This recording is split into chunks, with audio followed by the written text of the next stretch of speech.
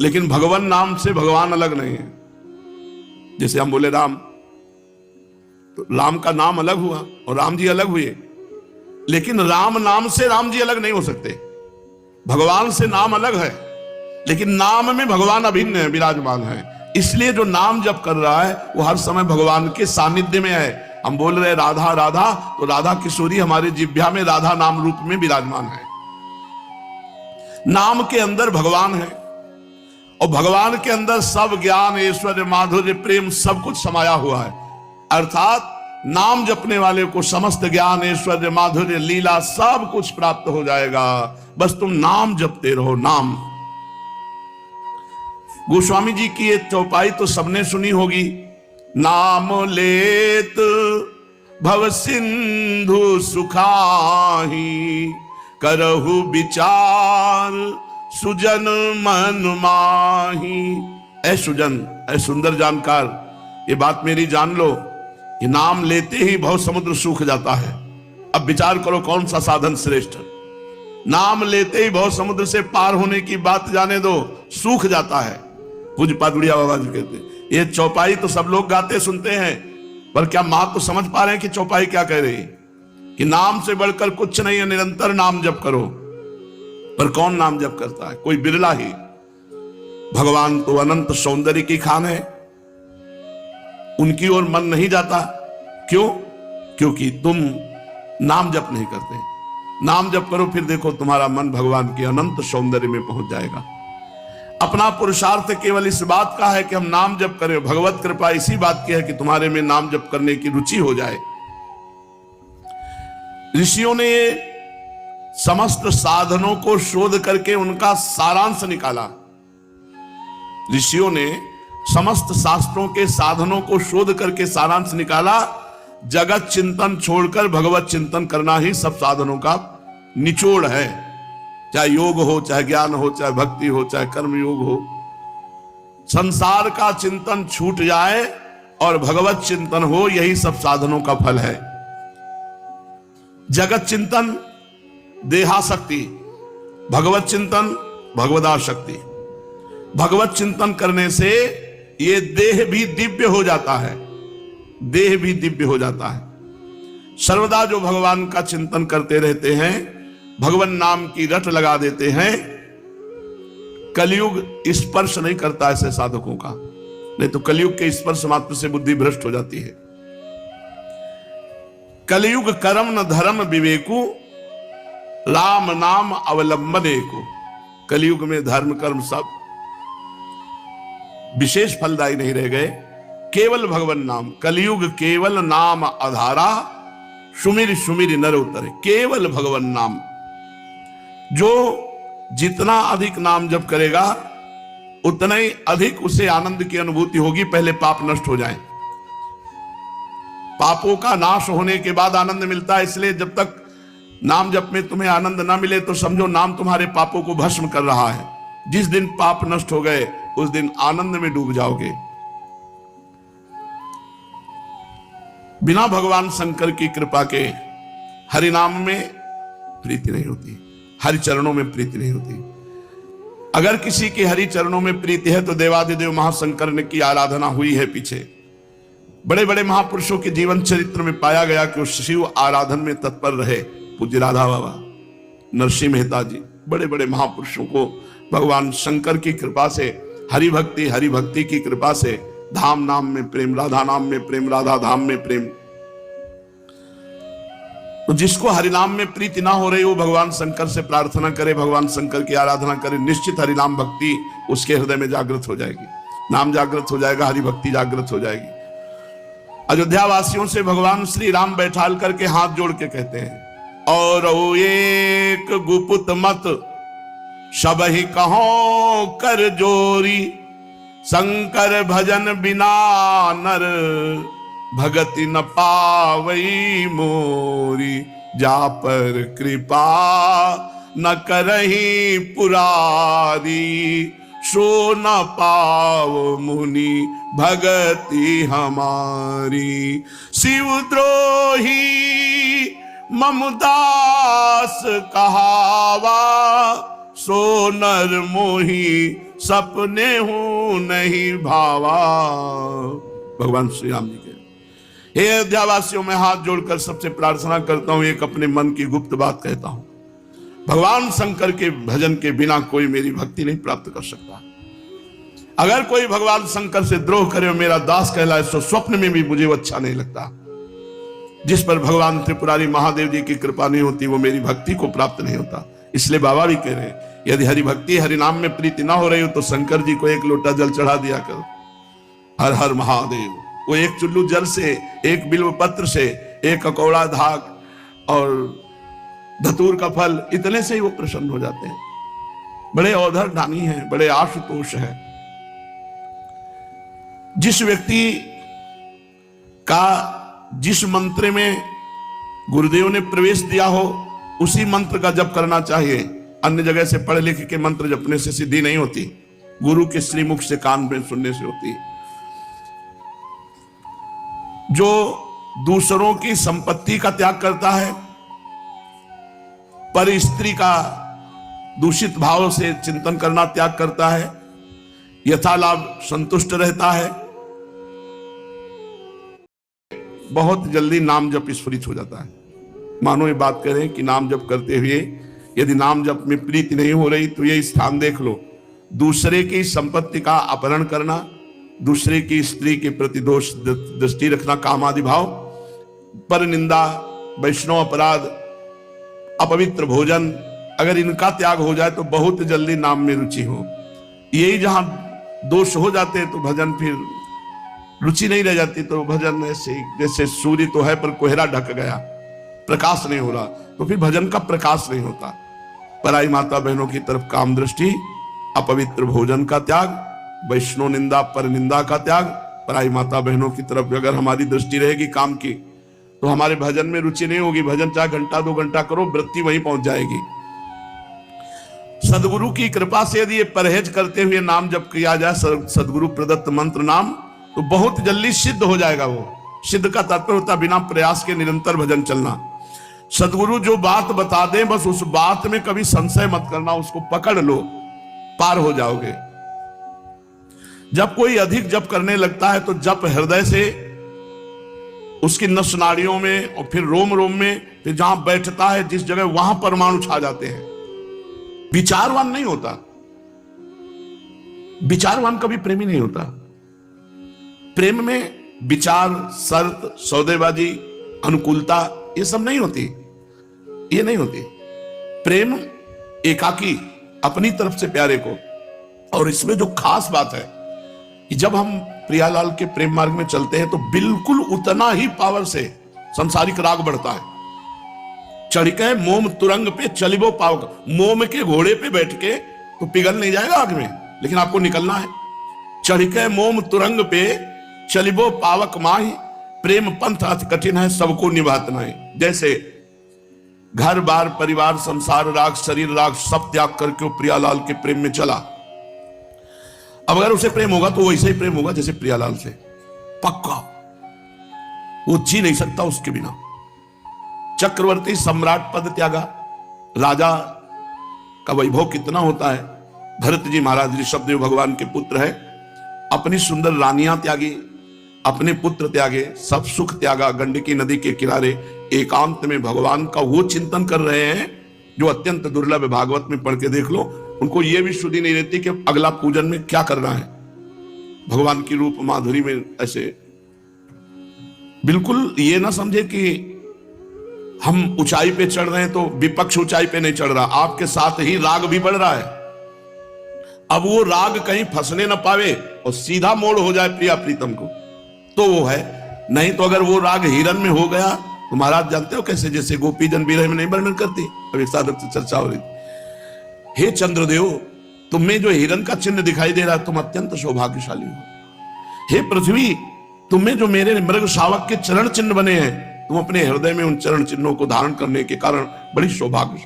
भूल गए जैसा भगवान में प्रेम वैसे हिरन में प्रेम हो गया और भगवान का प्रेम ढक गया। एक बार भी रामकृष्ण हरि नारायण कुछ नहीं, वही हिरन वही हिरन। अंत तो गत्वा हिरन का शरीर प्राप्त हुआ। चढ़ के मोम तुरंग पे, अगर वो किसी से भी प्यार करेगा तो उसके जैसा प्यार करने वाला त्रिभुवन में कोई नहीं होगा, क्योंकि वो त्रिभुवन पति का प्यार जिधर मुड़ेगा तो उधर इष्ट देव के समान ही प्यार करेगा। अब सामने देहाभिमानी जीव होता है, उसको लगता है मैं सुंदर हूं इसलिए प्यार कर रहे हैं, मैं गुणवान हूं इसलिए प्यार, उसका स्वभाव है। वो रूपवान हो ना हो, गुणवान हो ना हो, गाली देता हो, अपमान करता हो, वो प्यार करेगा तो ऐसा ही करेगा जैसे इष्ट देव से प्यार करता है। इसीलिए साधक को बहुत बचने की जरूरत है, क्योंकि वो कोई संसारी आदमी नहीं है। भोगी आदमी प्यार नहीं करता, वो केवल भोग पर दृष्टि रखता है। और जो आशिक मिजाज होते हैं, इनको और किसी से मतलब नहीं होता, इनकी आसक्ति होती है बिना वो देखो ना धनुर्दास जी की, उतने ही बड़े महापुरुष बने जितने आसक्त थे। छाता लेके चलते थे अपनी पत्नी के सामने, उसको देखे बिना जी नहीं सकते थे। तो बाजार सामान लाना है तो अकेले जा नहीं सकते, पत्नी चलेगी, वो पीछे चलेगी तो देख नहीं पाएंगे, तो पत्नी चलती थी ऐसे, आप छाता लेकर ऐसे चलते थे उसे देखते हुए। आचार्य चरण के पास सूचना पहुंची तो बोले तो बहुत काम का आदमी, पूरा समिटा हुआ है, पत्नी में आसक्त है, बस मोड़ दे देना है हरि की तरफ। तो जाके पूछे तुम भाई बड़ा उपहास हो रहा है तुम्हारा, बाजार में सब देख के लोग हंस रहे, तुम्हें कोई चिंता? बोले कोई परवाह नहीं। तो बोले ऐसे क्यों चल रहे उल्टा छाता लेके? तो उनका मैं जी नहीं सकता इसके रूप के बिना। मतलब कोई प्रेमी हृदय ये बातें जानता है और तो विनोद में ले लिया जाएगा, लेकिन कोई आशिक मिजाज जो वास्तविक प्रेमी है वो जानता मैं जी नहीं सकता। तो उनका रूप में आसक्त हो, बस इतनी बात है ना। अगर इससे अच्छा रूप हो तो उनका हो ही नहीं सकता। ऐसा कैसे? जे ही रंगनाथ जी सामने छूट गया छाता, छूट गई पत्नी, और बहुत बड़े महापुरुष हुए भगवान श्री रंगनाथ जी के परम भक्त धनुर्दास जी महाराज उनका नाम हुआ। गोस्वामी जी जगह जगह से अपमान तिरस्कार पाया हुआ हृदय, और जब पत्नी आई रत्नावली जी, अपार प्रेम, पूरा का पूरा भगवत प्रेम उनके ऊपर टूट पड़ा। ब्याह के बाद कभी विदा नहीं किया, कहते थे मैं जी नहीं पाऊंगा। काम भाव नहीं था, प्रेम भाव और काम भाव में अलग। काम भाव में वो अपनी क्रिया की ओर तृप्त हो गया, उदासीन हो गया। प्रेमी केवल आसक्ति की, रोम रोम में उसकी आसक्ति होती है। वो प्रेम बड़ा विचित्र कोटि का होता है। किसी गृह कार्य के लिए गए हुए थे, इतने में उनके पत्नी के भाई आए। गंगा पार ही ससुराल थी, राजापुर गंगा के उस पार, इस पार ससुराल। पत्नी ने कहा वो काम के लिए गए, चलो घर चलते थे, तो जाने नहीं देंगे। जो ही घर आए कहा पत्नी, बोले वो तो मायके गई, शाम के समय था, रात्रि कैसे कैसे, और छत से आंगन में। तो उनकी पत्नी ने देखा और कहा धिक्कार है तुम्हें, जितना तुम चाम से प्यार करते हो इतना राम से प्यार करते तुम महान हो जाते। बस मानो भगवान ने उस वचन से आसक्ति का मोड़ दे दिया। गोस्वामी जी दोबारा लौट के नहीं है, क्योंकि आशिक हृदय है ना, इसको चोट भी बहुत छोटी सी कंकड़ी भी बहुत पहाड़ की तरह लगेगी। प्रारंभ किया, पहली बात तो जो भगवान का आशिक है उसे कोई घसीट नहीं सकता। अगर घसीट ले तो उसे गिरा नहीं सकता, और अगर गिरा भी तो प्रीतम की गोद में होगा। अब उसका पतन नहीं हो सकता, पतन नहीं हो सकता।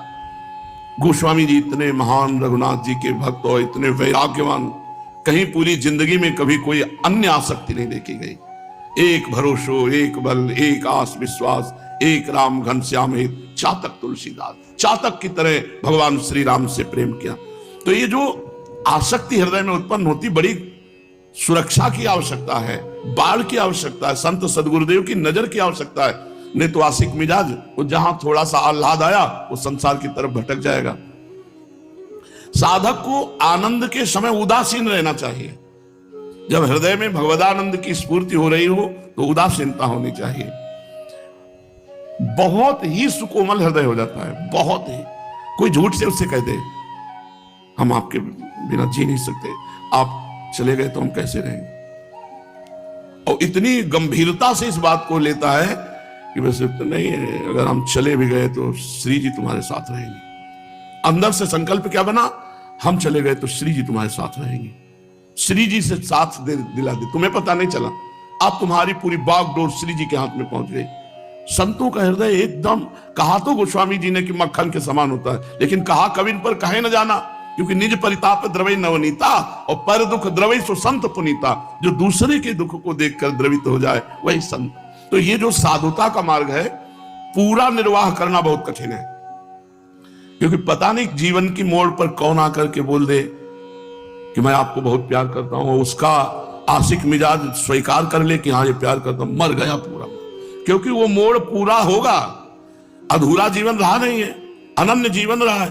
तो अगर वो एक प्यार करेगा तो पूरा राम जी की तरह अनन्य होके करेगा, जैसे हिरन में भरत जी ने किया, पुरंजन ने पुरंजनी से किया, पूरा मतलब अष्ट प्रहर सेवा पूरी। कोई समझ नहीं सकता, नहीं समझ सकता, नहीं समझ सकता। हो सकता है तुम्हें देख के लगे कि बहुत नीच इंसान है, इस रूप में इतना गिरा हुआ।